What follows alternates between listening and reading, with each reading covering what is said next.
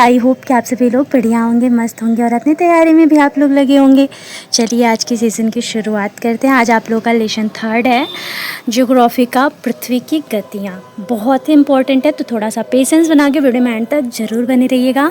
और हाँ, अगर वीडियो पसंद आता है तो प्लीज़ एक प्यारा सा कॉमेंट, लाइक, शेयर अपने फ्रेंड्स में ज़रूर करिएगा। चलिए, पृथ्वी की गतियाँ क्या होती हैं, बोल रहा है ना कि यहाँ पे गतियाँ क्या होती हैं, तो आप लोग बताएंगे। जो पृथ्वी होती है अगर अपने अक्ष पर घूम रही है, उसी के घूर्णन को क्या कहलाता है? पृथ्वी की गतियाँ। सूर्य के चारों ओर एक स्थिर कक्ष में पृथ्वी की गति को परिक्रमण कहते हैं। पृथ्वी सूर्य से प्रकाश प्राप्त करती है। पृथ्वी के आकार गोले के समान होते हैं, इसीलिए एक समय में सिर्फ इसके आधे भाग पर ही रोशनी प्राप्त होती है। सूर्य की ओर वाले भाग जो होते हैं दिन में होते हैं, जबकि दूसरा भाग जो होता है सूर्य से दूर होता है, वही आपकी रात होती है। तो जब पृथ्वी आपकी परिक्रमण करती हैं, तो बोल रहा है कि जब पृथ्वी आपके परिक्रमण करेंगी तो जो आधा भाग होगा तो उसमें दिन होता है और वो घूर्णन करती रहेंगी। तो अगर साइड में जाएंगी तो आधा दिन होगा और आधा रात होगा। इसी की वजह से हमारी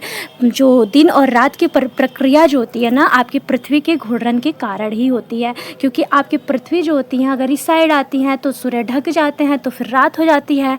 फिर आपके जब मकर रेखा पर जाती हैं तो आपके दिन होता है, ऐसे होता है, ठीक है।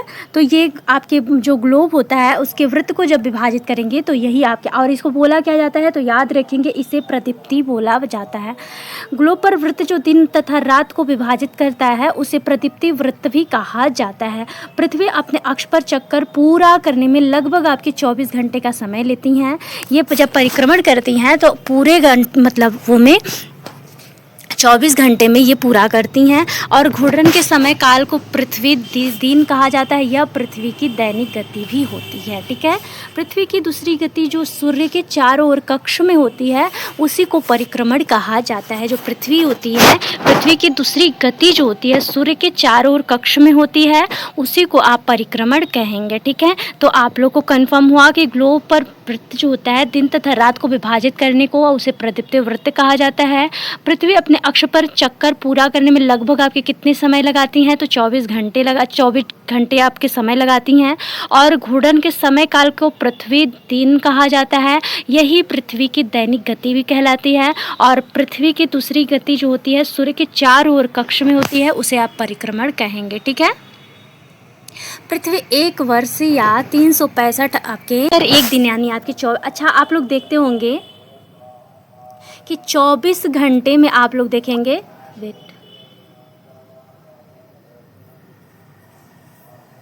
24 घंटे के बराबर आप लोग देखते होंगे ना कि आप अक्सर देखेंगे कि 4 साल के बाद आपके क्या आते हैं, तो एक बार आपके 29 का महीना आपके फरवरी में होता है। तो जब आपके 4 वर्षों में प्रत्येक वर्ष के 6 घंटे बचेंगे मिलकर, यानी आपके 24 घंटे बचते हैं, और जब ये बराबर होंगे तो आपके एक दिन पूरा होता है। तो इसीलिए आप देखेंगे कि 4 साल में अक्सर एक बार आपके फरवरी में आपके 28 के बदले आपके 29 का महीना होता है, ठीक है। तो यही है रीजन क्या है कि पृथ्वी एक वर्ष या 365 कि आपके 1/4 दिन में सूर्य का चक्कर लगाती हैं। 4 वर्षों में प्रत्येक वर्ष के बचे हुए 6 घंटे मिलकर एक दिन यानी आपके 24 घंटे होते हैं।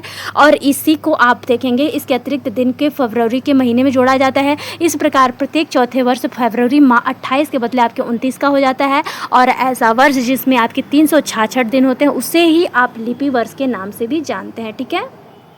किसे? तो आप लिपि वर्ष के नाम से जानेंगे। सामान्यतः एक वर्ष को 4 ऋतुओं में बांटा जाता है: गर्मी, सर्दी, वसंत एवं शरद ऋतु, ठीक है।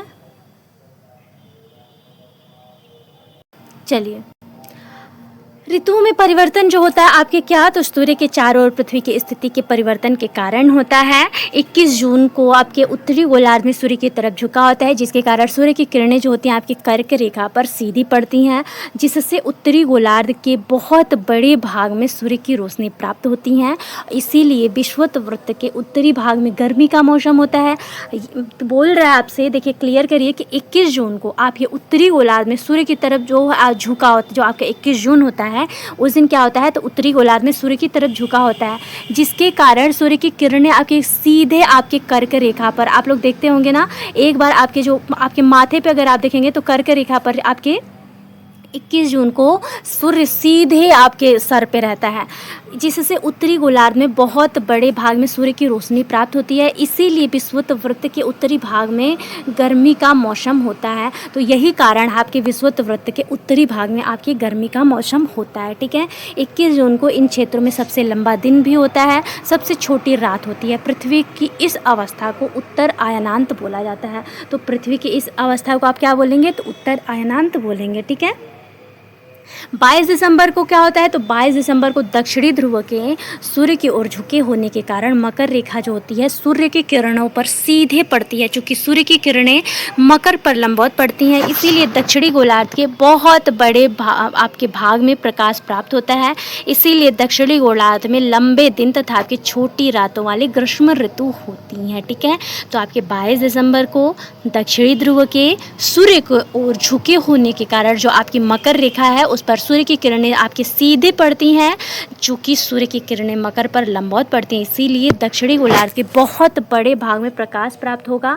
इसीलिए आप देखते हैं कि 22 दिसंबर को जो होता है आपकी दक्षिणी ध्रुव में जो मकर रेखा पर सूर्य की किरणें जो है सीधी पड़ती हैं और आपकी लंबवत पड़ने के कारण जो दक्षिणी गोलार्ध है बहुत बड़े भाग में आपके प्रकाश भी प्राप्त होता है। इसीलिए दक्षिणी गोलार्ध में लंबे दिन, इसीलिए आप लोग देखते हैं ना कि अक्सर सुने होंगे कि उस दिन सब लोग बोलते हैं ठंडी में 22 दिसंबर को बड़ा दिन के नाम से जाना जाता है। इसीलिए बनता है क्योंकि यहाँ पर जो बोल रहा है ना कि कारण यही है कि मकर रेखा पर सूर्य की किरणें सीधी पड़ती हैं और जब सीधी पड़ेंगे तो प्रकाश भी तो फूल आएगा। तो मकर रेखा पर लंबवत पड़ने के कारण इसीलिए दक्षिणी गोलार्ध में बहुत बड़े भाग में प्रकाश प्राप्त होगा और इसीलिए दक्षिणी गोलार्ध में लंबे दिन तथा छोटी रातों वाली ग्रीष्म ऋतु होने लगती हैं। तो यहीं से एक आपके 22 दिसंबर आपके लंबे दिन वहाँ से शुरू होता है और छोटी रातें होने लगती हैं। और 21 जून को भी जब आपके कर्क रेखा पर सीधे लंबवत आपके प्रकाश पड़ता है तो वो सबसे लंबा दिन माना जाता है,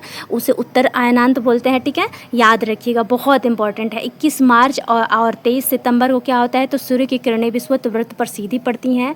इस अवस्था में कोई भी धुरी सूर्य के ओर झुका नहीं होता है, इसीलिए पूरी पृथ्वी पर रात एवं दिन जो होते हैं आपके बराबर होते हैं। तो आप याद रखेंगे, बोलता है ना कि कब आपके दिन और रात पूरे बराबर होंगे? तो 21 मार्च और आपके 23 सितंबर को, क्योंकि यहाँ पर विषुवत वृत्त जो होती है सीधी पड़ती है और इस अवस्था में कोई भी जो ध्रुव होता है सूर्य की ओर नहीं झुका होता है। यही कारण है कि पूरी पृथ्वी पर रात और दिन बराबर होता है, जिसे आप विश्व के नाम से जानते हैं। तो 21 मार्च 23 सितंबर, ठीक है। 21 मार्च की स्थिति जो होती है इसके विपरीत होती है जब उत्तरी गोलार्ध में वसंत ऋतु तथा दक्षिणी गोलार्ध में आपकी शरद ऋतु होती है। इस प्रकार स्पष्ट है कि पृथ्वी के घूर्णन एवं परिक्रमण के कारण दिन और रात जो होता है ऋतुओं में परिवर्तन होते हैं। तो आज का चैप्टर यहीं तक था, बस इतना ही छोटा सा था, तो यहीं पर समाप्त होता है। अगर वीडियो पसंद आए तो प्लीज़ अपने फ्रेंड्स में ज़रूर शेयर करिएगा। और आप लोगों को पता होगा कि एग्ज़ाम के लिए बहुत ही इम्पॉर्टेंट ये था, तो अगर पसंद आया तो प्लीज़ अपने फ्रेंड्स में शेयर करना ना भूलेगा। मिलते हैं सभी को नेक्स्ट वीडियो में, तब तक के लिए सभी को मेरा राम राम, राधे राधे।